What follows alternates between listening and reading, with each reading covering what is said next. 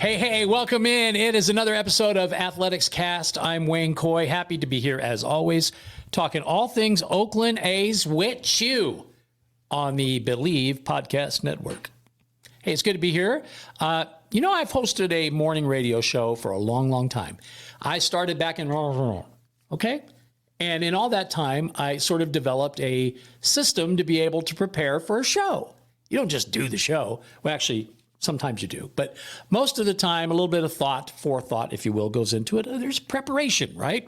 You prepare so that you can execute on all of it, on every level. So that is exactly what we're doing now in podcast land. I wasn't so sure. I'm going to be honest with you. When I started doing the podcast thing, I wasn't positive that it would involve the same kind of preparation.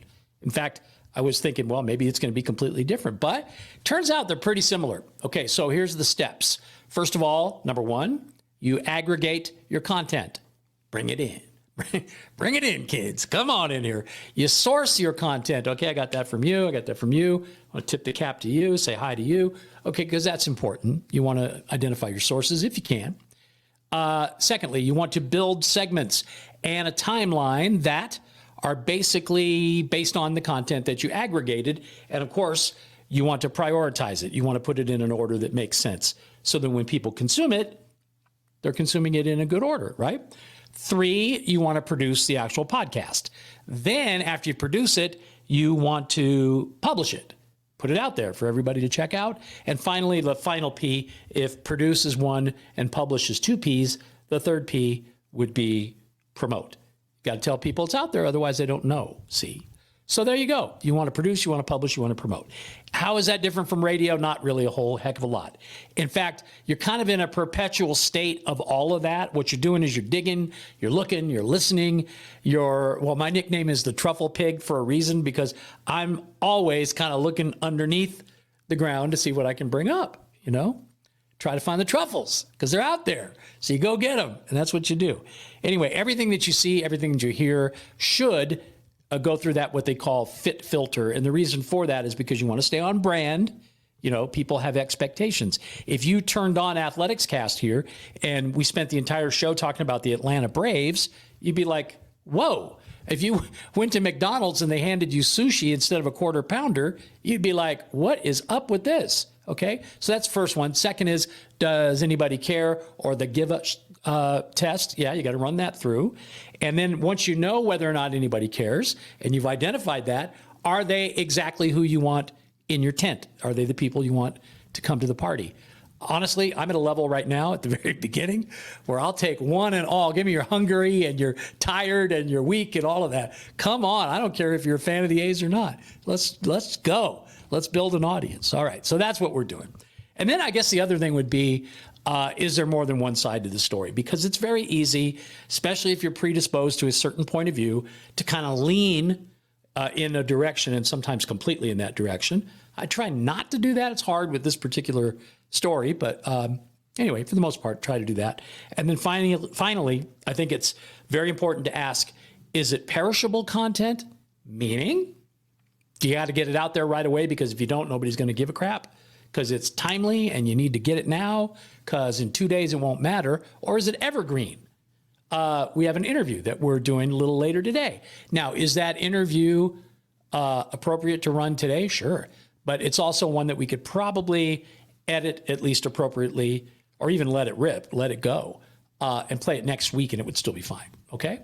So there you go, perishable or evergreen. Just some of the things, an example, if you will, a case in point. Now, today's show, just to take you behind the curtain a little bit more, it was originally supposed to be kind of a spring training check-in, right? There are, believe it or not, a few players who are still hoping that they make the A's roster. They're on the bubble, if you will.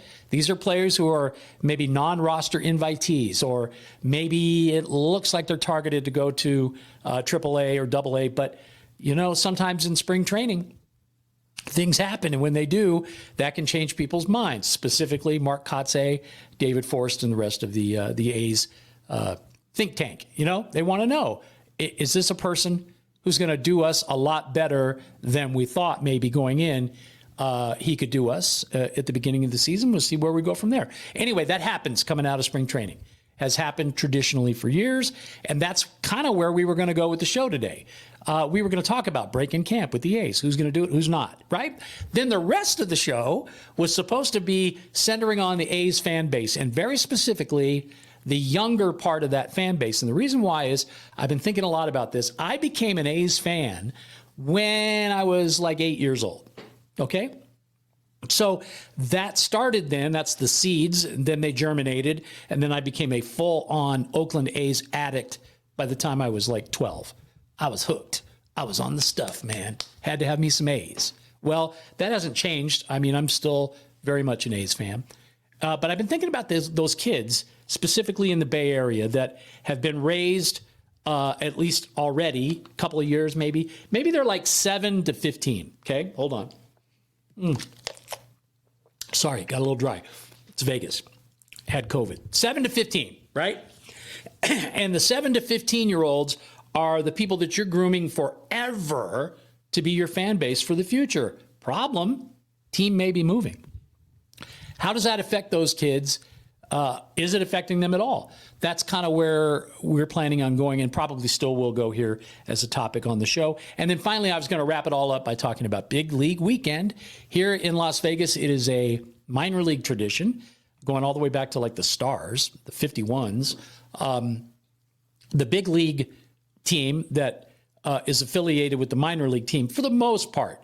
Now, sometimes it's been two random big league teams, but on Big League Weekend, it's usually, in this case, you're an affiliate of the Oakland A's. The Oakland A's come and they play.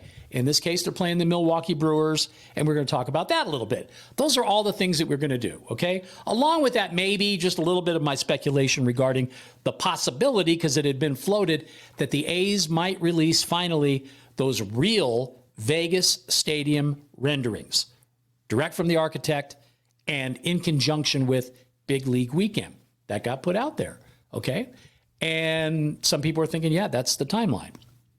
Anyway, I was going to wrap it all up then with like a tease on our next episode. I was going to talk about those young fans and maybe set you up for my interview with catcher Kyle McCann. All of that was going to happen. That was the plan. Anyway, until yesterday, when, as you could almost predict with absolute certainty, the A's had another one of their patented PR messes to clean up. Okay, renderings meant to be released today in a very coordinated fashion. That would be press release, probably press conference. I'm not so sure about that part, but definitely a press release, definitely concerted effort to get the message out and to get it out the way you want to. That's what you do, right? Instead, they were emailed out yesterday, earlier than they were supposed to be, and then followed up within minutes, really, like within 10 minutes. Another email followed that said, oops, sorry, those are to be embargoed. Make sure that you embargo them, meaning you don't put them out there until tomorrow. Sorry, we forgot that part. Uh-oh, too late. Yeah, because they're already out there. Leaky leak is leaking, and the quotes are starting to pile up within 5 minutes of their release. People are seeing the renderings earlier than they're supposed to. The A's, of course, not prepared, and in the usual Oakland Athletics, John Fisher, Dave Kaval, dumpster fire fashion. What happens after that? It's what we've all become accustomed to. See rake, step on rake. Bam! That's how that works. See, because A's are going to A's. We've figured that out at this point. Anyway, the renderings, not the fake ones that the A's and their lobbyists used to secure that $380 million, in public funding. Not those renderings, not the ones that after they got their money, the A's said, oh, you could just ball those up and throw those in the wastebasket. We're not talking about those fake renderings. We're not talking about the ones that didn't mean anything. We mean the real renderings, the ones that were supposed to be put out there on display as part of a big press conference. See what I'm saying? Governor Lombardo would be there, and so would dancers and acrobats. I don't know what they had planned, but it was going to be a big dog and pony show. Well, it never happened, and it didn't happen because, according to the A's, they were postponing this thing out of respect for the two officers that lost their lives. These are Nevada troopers who were killed in the line of duty on the highway. And I got to tell you, that's a noble notion, okay? Nobody's going to argue with that. You heard that and you were like, hey, we get it. Renderings can wait. This is important, and out of respect for them and their families, yeah, we can wait. Okay. So that got postponed until further notice. And then came, like the rest of December, like all the way through holidays, everything, no renderings. Okay, fine. January comes and then it's late January, still no renderings. And John Fisher then comes out in late January and says, oh, the reason you haven't seen the renderings is because we're waiting on Bally's. I mean, like, we're done. We've already done our part. Okay, but we're waiting on Bally's because Bally's, as you know, is giving us 9 acres of a 35, 36, whatever it is, acre plot. And they're going to use the rest of it for their hotel, resort, casino. So isn't it only fair that if we're going to show you the renderings, we show you the whole thing?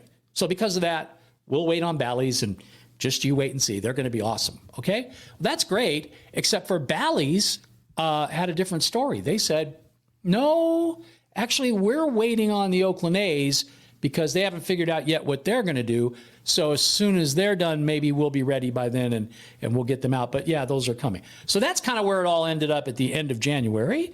And then February came, and February resulted in no renderings whatsoever. Okay. So now it's March. And like I said, it had been floated, maybe big league weekend. Okay. It's here though. It's March. It's coming in like a lion, out like a lamb, depending on where you're at. Actually, with all the wind we had, it's more like a lion, out like a lamb. Anyway, in the spirit of big league weekend, let's do it. Let's get some renderings, people. We finally got them. And if you haven't been lucky enough to see them, well, come on in here. Let me tell you all about it. Because basically, if you could imagine, and this is a very famous landmark, and I know as soon as I start to describe it, if you don't know immediately what I'm talking about, it'll trigger something for you, okay? In Australia, Sydney, in the harbor, there is this hard to describe structure with multi-levels that is the Sydney Opera House. Very, very famous. Anytime you hear about Australia, it seems like they always use that as part of their illustration. Anyway, picture that opera house and how beautiful and majestic it is, and picture it sort of falling on top of a baseball field, okay? So you with me? Opera house falls on baseball field, and then you got a big glass window in the outfield, and then you have this like Fremont Street sort of canopy thing going over the top, and they say it's shaped like pennants. I don't see that, but that's what they say. So, okay, baseball pennants, kind of a thing going over the top, and then a jumbotron in the middle of, again, going back to Fremont Street. It's kind of what it reminds me of, the canopy. And then you go to the outfield. Well, left field in particular, there's really no seats there, so, and no batter's eye, so I don't know what we're doing there. But anyway, there are a lot of AI rendered people in the stands, okay? Artificial intelligence helping you do your thing, I get it. So you have these people, and they're waving flags, green flags that don't say anything, so I don't really know what that means. Half of those people are looking like in the wrong direction based on what's happening on the field. There's no adjacent Bally's resort or casino, even though that was supposed to really be part of the deal. There's no strip view. I mean, if you look at the renderings, it kind of is. You could sort of see like New York, and Excalibur and stuff, except for the fact that that's not where the stadium would be positioned. And then you'd have the hotel there, and you got the airport behind you, but whatever. No customer parking, that's for sure. No sun setting in the west even, because this is Oakland A's John Fisher land, and in our world, the sun sets in the east, kids. Okay. I couldn't make this up if I wanted to, okay? There is no freaking way that this thing would ever be built the way that it's pictured. Not going to happen, especially on a 9-acre postage stamp of land that the landlord, that would be Bally's Corp, says that they are allotting to the A's, okay? In other words, the renderings that you see as of yesterday will ultimately be as worthless, maybe even more so, than the ones that preceded it from the A's. But, and now this is extremely important, I want you to lean in on this one. Maybe, just maybe, because they were able to use a set of fantasy drawings to get $380 million, maybe Mr. Fisher really knows what's up, huh? Maybe he and the A's are like, look, it worked once before. Let's do it again. Let's come up with some phony pictures and convince some local investors in the Las Vegas area, of course, to pony up, because there's a bit of a delta, and we got to fill that up, see, because, well, we're expecting this thing to cost $1.5 billion. Most experts say that it's going to be north of that, considerably, like over $2 billion, okay? So that's kind of cost you're looking at. You got $380 million from the state of Nevada and Clark County. So you can count on that, I guess. And then you got this big, long delta between that and the ultimate cost. Remember, the A's are responsible not only for those costs, but also for the overruns. So yes, help, Mr. Wizard. I don't want to own a baseball team anymore. Okay, you got cost overruns involved that are going to take you for sure beyond the $2 billion mark. You can bank that, all right? But John Fisher said that he and his family had it. Don't worry. We got this. We had the gap. We're good. We got all the money in the world. So if we're short, no biggie. I'll make up the difference. That's what he said last year. Well, actually this year. But his tune changed.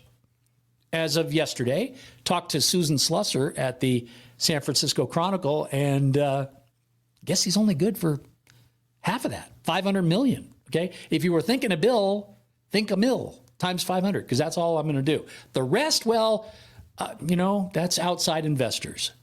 Investors, you say? Oh, well, hey, psst.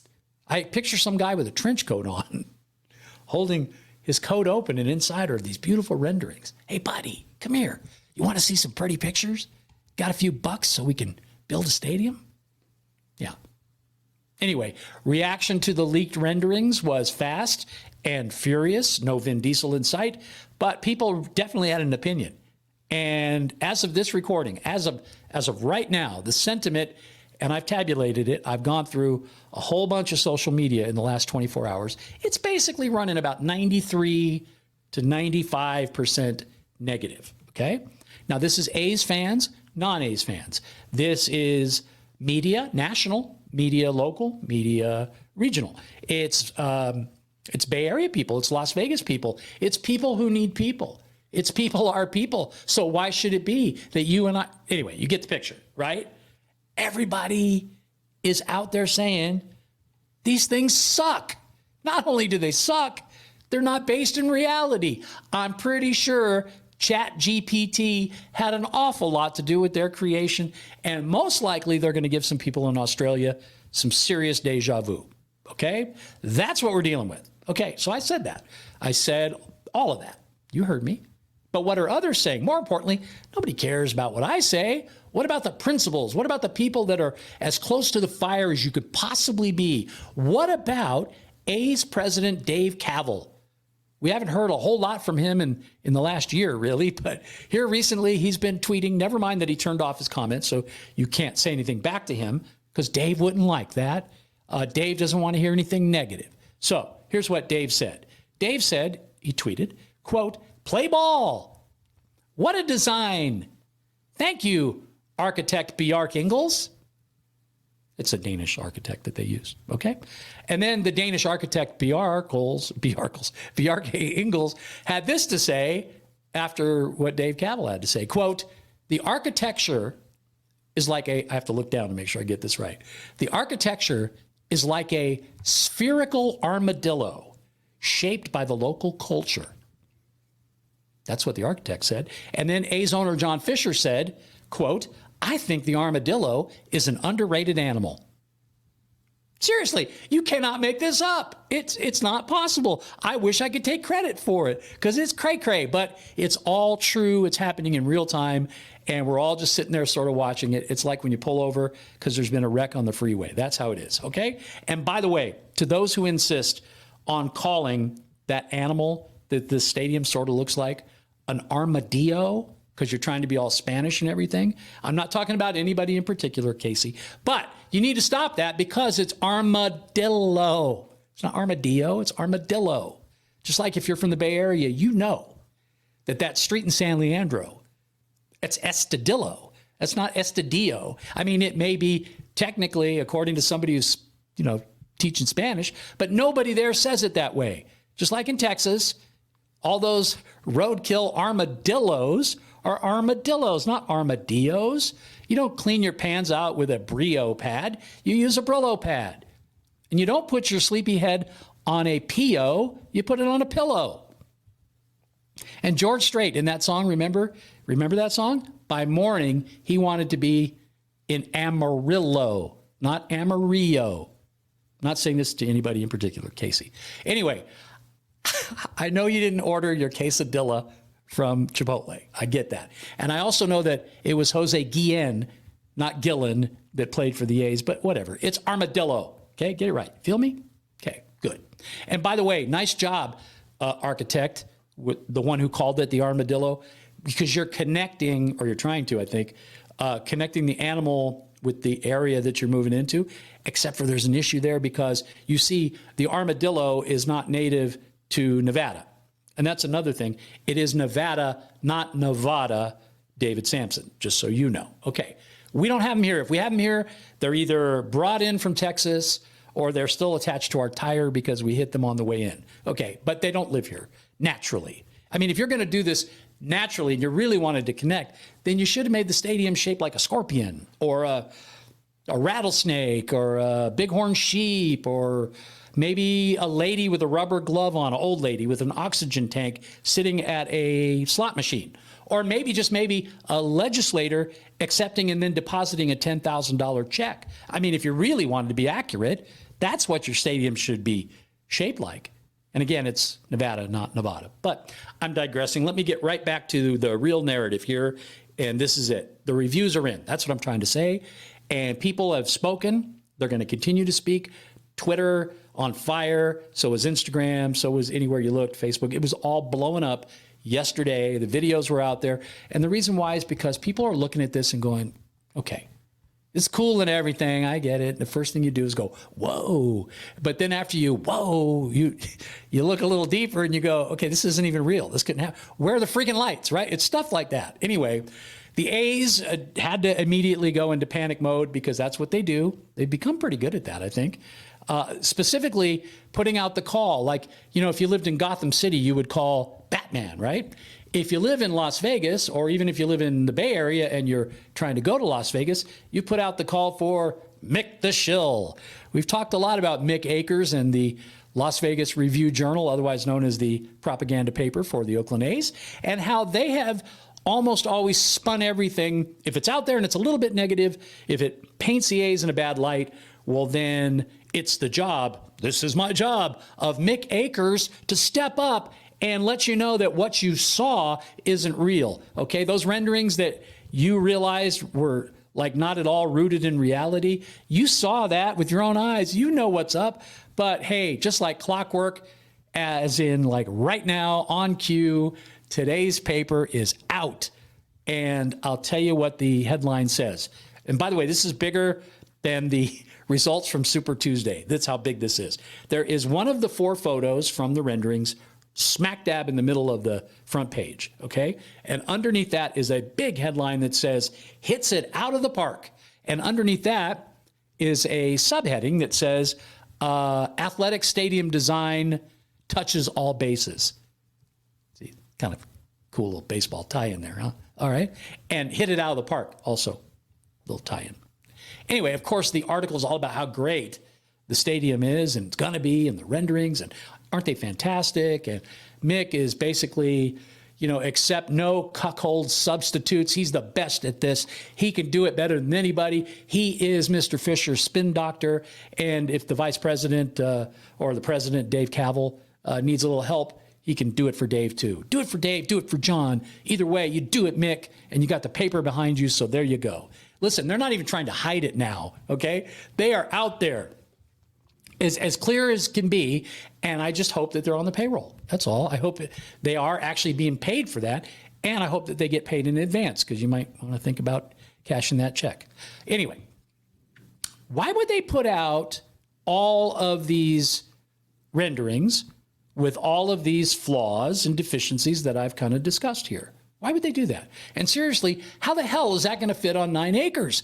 It isn't, okay? The pictures look like it's taken up the entire plot of land, just like the last ones did. If you go back and look at those fake ones, you know, the wad them up, throw them away renderings, those were taking up the whole amount of land, the 35 acres there, okay? And if you looked at the ones that came out yesterday, pretty much same thing. Now, we haven't seen an aerial shot, so we don't know. And we haven't seen the resort casino, so we don't know. But based on what you see and how it looks, how far away the stuff on Las Vegas Boulevard is, you're kind of going, all right, well, that's taken up the whole space. Now, listen, that is, or GLPI, sorry. That's Gaming Leisure Properties Incorporated. They own the land. They lease it to Bally's, okay? And their COO, that would be Brandon Moore, told the Nevada Independent, we love, by the way, that they are, quote, proceeding on the timelines that would have been expected. But they also said, and again, I'm going to quote here, Bally's made some comments suggesting it may be open to selling its interest in the Tropicana. Bally's comment? Nope. No comment at all. They also have some cash flow issues, if you didn't know. More than $3.6 billion in long-term debt. They lost $173 million last year. Ouch. Okay? It was a tough year. And they're having a real hard time. Their main project right now is this casino, $1.7 billion casino in Chicago, and they keep running into problem after problem there. So that's Bally's. Closing the Trop for good April 2nd. Then, of course, the demolition is going to be scheduled after that. They got to get rid of some asbestos first. But then after that, okay, everything's going to go away. They'll level it out, nice flat piece of land. And I just am asking, what if, and this is purely speculation, okay? I'm not saying this is happening. I'm just saying, what if, in the course of all of this, what if Bally's doesn't have the bankroll? What if they don't have the money to be able to do what they want to do, which is build their new resort, right? They're going to put the A's on 9 acres and then take the rest. Well, what if financially they can't swing that? What if another company, and just for S's and G's, why don't we use, let's see, who should we, how about MGM Resorts? Let's use them, okay?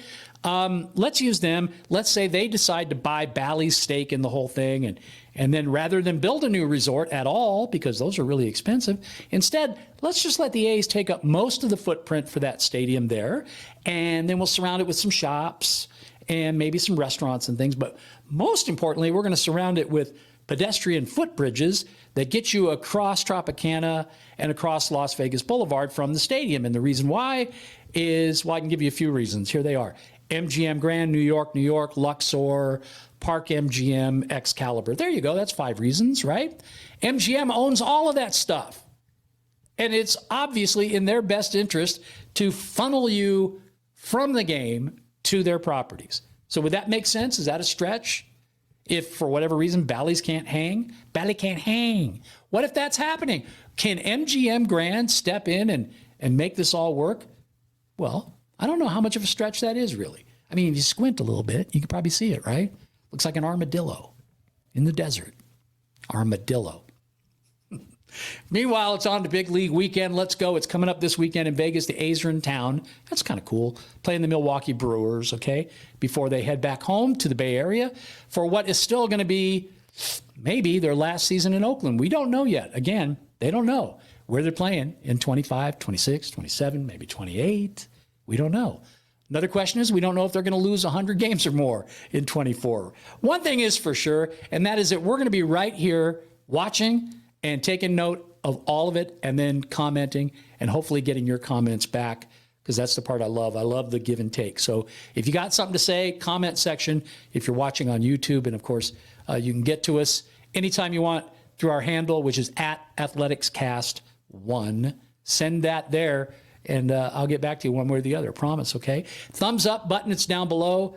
Do that. That helps us build the channel. Subscribe, too, so that we know, you'll know when we're back here with another episode, which, as I told you, it's going to be a fun one. Kyle McCann on deck trying to make the roster for the A's this spring. So we'll talk to that catcher coming up in our next episode. I look forward to that. I look forward to seeing you around here again. Until the next time, I'm Wayne Coy. This is Athletics Cast. Thanks for being here, all part of the Believe Podcast Network. And until next time, you keep on swinging.